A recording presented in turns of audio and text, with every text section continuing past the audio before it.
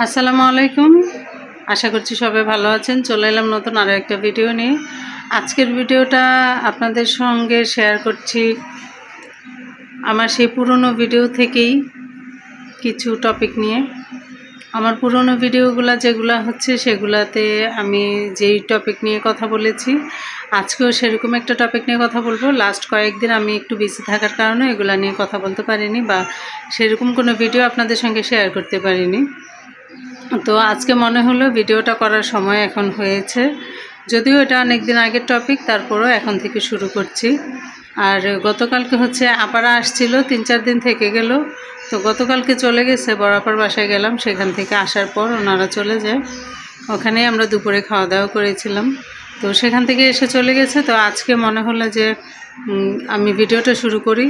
যদিও সামনে রোজা, ঘরে প্রচুর কাজ, তো আমার ঘরের অবস্থা আসলে না দেখলেই না। তো এখন হচ্ছে সব কিছু আমি আপনাদের সঙ্গে ক্লিয়ার করে বলি। প্রথমে বলি যে আমি যে ভিডিওগুলো দিই সেই যারা রেগুলার ভিডিও দেখেন তারা তো জানেন যে আমি কোন বিষয়ের উপরে ভিডিওগুলো তৈরি করি। তো সেরকমই আজকে রাজ আর শারমিনের বিষয়গুলো নিয়ে। আমরা যারা ওদেরকে দেখি, আমরা কিন্তু দেখেছি রাজ একদম শুরু থেকে ওর লাস্ট ভিডিও পর্যন্ত সেই একই টপিক নিয়ে সে কথা বলে। তো আমি আসলে ভিডিওটা একটু অফ রেখেছিলাম, বাহিরে ফেরিওয়ালা আসছিল, ওনাদের জন্য আসলে কথা বলাটা একটু মুশকিল। তো যাই হোক, আমরা শুরু থেকেই দেখেছি রাজের যেই বিষয়গুলো নিয়ে কথা বলে, ওইগুলা নিয়ে কম বেশি আমরা সবাই কিন্তু বলেছি বা আমরা জানি যে ওর ভিউজের জন্যই এই ভিডিওগুলো সে বানায়। তো এটা কিন্তু একদম প্রমাণ হলো বা প্রমাণ সে নিজে দিয়েছে, এবং কি শারমিনও সেটার একদম উদাহরণ সহকারে বুঝিয়ে দিয়েছে যে সে আসলে এগুলো ভিউজের জন্য করছে।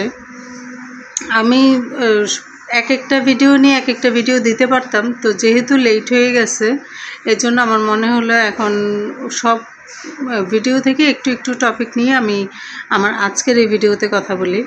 তো প্রথমে আসি শারমিনের যেই বিষয়টা, বিয়ের বিষয়টা, যে বিয়ের সময় সে শপিং করেছে, এবং কি বিয়ের সময় নাকি শারমিন বলেছে যে বিয়ের শপিংয়ের টাকাটা উঠে আসবে যদি আমি এগুলো ভিডিও করি। তো ঠিক আছে, সেটা তার ভিডিওতে বলেছে। আর এটা কম বেশি সে যদি নাও বলে, এটা সত্যি মিথ্যা যেটাই হোক, এটা উঠে আসবে, এটা আমরা সবাই জানি। কারণ যারা কন্টেন্ট ক্রিয়েটর, যারা এই প্ল্যাটফর্মে কাজ করে, তারা কিন্তু সবাই জানে যে আমরা যেখানেই যাই না কেন, মূল কথা হচ্ছে ভিডিও করাটা একটা প্রধান কাজ তাদের জন্য, যারা এটাকে প্রফেশন হিসেবে নেয় তাদের জন্য এটা হচ্ছে প্রধান কাজ যে সে ভিডিও করবে। দ্বিতীয় কথা হচ্ছে সে এখানে গিয়ে ভিডিও করুক আর যেখানে গিয়ে ভিডিও করুক, কম বেশি তার ভিউজ আসবে, আর সেখান থেকে একটা রিটার্ন সে পায়। তো যাই হোক, এটা কিন্তু সে বললেও হবে, না বললেও হবে। আর এটা যেহেতু সে তার বউ সম্পর্কে বলতেই পারে বা বলেছে, সেটা কিন্তু শারমিন তার ভিডিওতে এসেও একটা উদাহরণ দিয়ে বলেছে যে যদি ওই কথাটা সত্যি হয় যে শারমিন বলে থাকে যে আমি বিয়ের শপিংগুলো ভিডিও করি, তাহলে আমার যেই বিয়েতে যেটা হবে, খরচ হবে, সেটা উঠে আসবে। তাহলে তো এটা রাজের ক্ষেত্রেও সত্যি। রাজ মূলত একদম 100-200% সত্যি যে রাজ সেখানে কি বলে, মানে এই কয়েকদিন যে ভিডিওগুলো করেছে শারমিনকে নিয়ে, শুধুমাত্র শারমিনের কাছ থেকে উপরে থাকার জন্য, কিছু ভিউজ নেওয়ার জন্য, কিছু কি বলে, মানে মানুষের সিম্প্যাথি পাওয়ার জন্য। তো সেখানে সে সাকসেসফুল, সেখানে সে সফল হয়, এবং সে সেটা মানতে নারাজ বা মেনেছেও। আর এটা নিয়ে কিন্তু ভিডিওতে অনেকেই তাকে বলেছে যে আপনার জীবনে এত কিছু হয়ে যাচ্ছে, আপনার সংসার ভেঙে যাচ্ছে, আপনি মরতে যাচ্ছেন, তারপরেও আপনি দর্শকের কাছে সাপোর্ট চাইতে ভুলেন না। হ্যাঁ, এটাও সত্যি কথা। তো যে অশান্তিতে থাকে সে কিন্তু সাপোর্ট চাইবে না যদি তার মূল টার্গেট এটাই না থাকে। কিন্তু রাজের তো শুরু থেকেই মূল টার্গেট এটাই ছিল যে শারমিনের উপরে আমাকে থাকতে হবে, বেশি টাকা ইনকাম করতে হবে, আর হচ্ছে মানে যে করেই হোক মানুষের সিম্প্যাথি নিয়ে সে উপরে থাকবে। তো সে তার জায়গায় সফল হয়েছে। তো এই গেল একটা। আরেকটা হচ্ছে রাজ তার ভিডিওতে বলেছিল যে শারমিন মা হতে পারবে না, এটা সে জেনে শুনেই শারমিনকে বিয়ে করে। হ্যাঁ, এটাও শারমিন ক্লিয়ার করেছে যে মা হতে পারবে না, এটা কিন্তু একদমই সত্যি না। এটা উপরওয়ালার ইচ্ছা, কাকে কখন কি দিবে। এটা যেমন সত্যি, এটাও সত্যি যে ডাক্তার এখন পর্যন্ত কোনো ডিক্লেয়ার দেয় নাই বা সেরকম কোনো রিপোর্ট আসে নাই যেখান থেকে এটা কেউ একদম শিওর 100% শিওর হয়ে বলতে পারবে যে ও আর কখনো মা হবে না।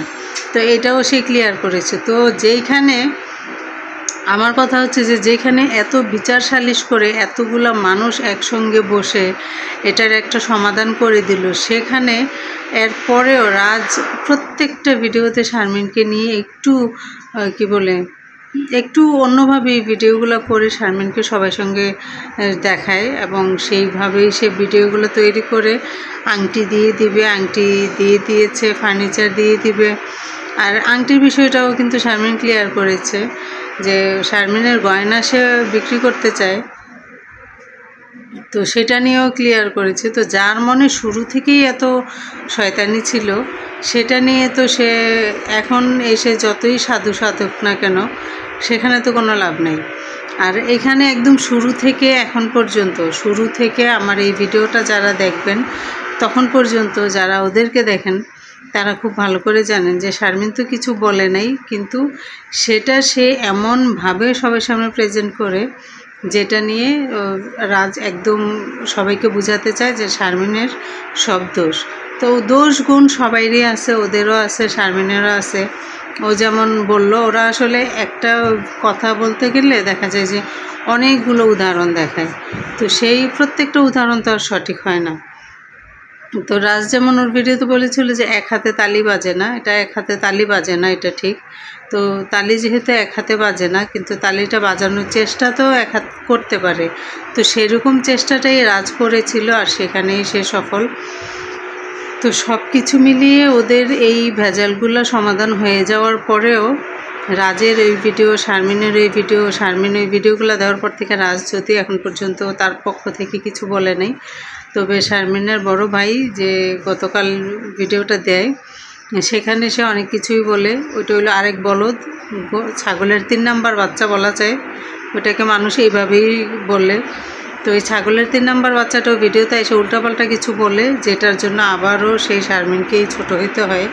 ওই গাদায় বুঝে না যে ওইগুলা যে বলেও ওইগুলা আসলে কি হবে, ওইগুলা বললে কার ভালো হবে কার খারাপ হবে এটা সে বুঝে না। সে ভিডিওতে আসে, এসে উল্টাপাল্টা যখন যেটা বলতে মঞ্চে আন্দাজে বইলা যায়, ওটার পরিণতি কী হবে সে একটুও চিন্তা করে না।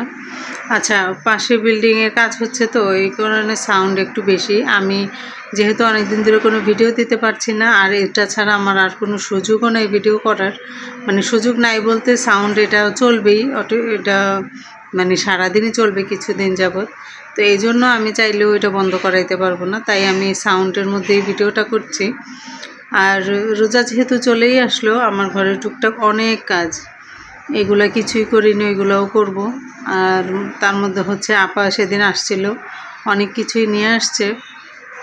তো এই কয়েকদিন ঘোরাঘুরি, খাওয়া দাওয়া, ভাইয়ের বাসায়, বোনের বাসায়, সবার বাসায় ঘোরাঘুরি, নিজের বাসায়, হসপিটালে সব কিছু কাজ টাজ করে দৌড়াদৌড়ি করে আমি আর কোনো কিছুই গুছাতে পারিনি। তো ভেবেছিলাম আপা যা কিছু নিয়ে আসছে সব কিছু ভিডিও করব, আপনাদের সঙ্গে শেয়ার করব, কিন্তু সেইগুলোও ভিডিও করতে পারিনি। তবে যেগুলো খাওয়া হয়ে গেছে তো হয়ে গেছে, যেগুলো মানে আছে শুকনা জিনিস ওইগুলো আপনাদের সঙ্গে শেয়ার করব, মানে গুছাবো এখন।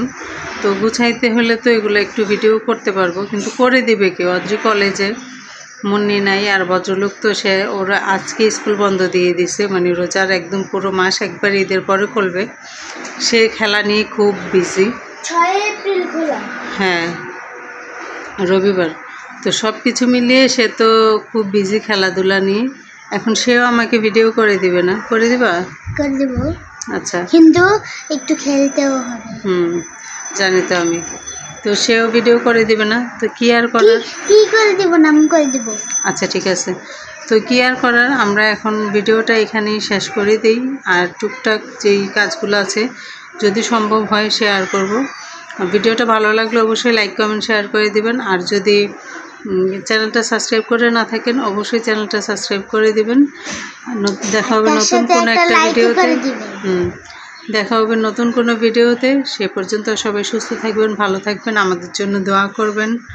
ভিডিওতে এতক্ষণ কি বলেছি নিজেও জানি না, যদি ভুল কিছু বলে থাকি ক্ষমা সুন্দর দৃষ্টিতে দেখবেন। বিদায় নাও সবার কাছ থেকে, আল্লাহ হাফিজ বলে দাও। দাঁড়াও, আমার বার্থডে 26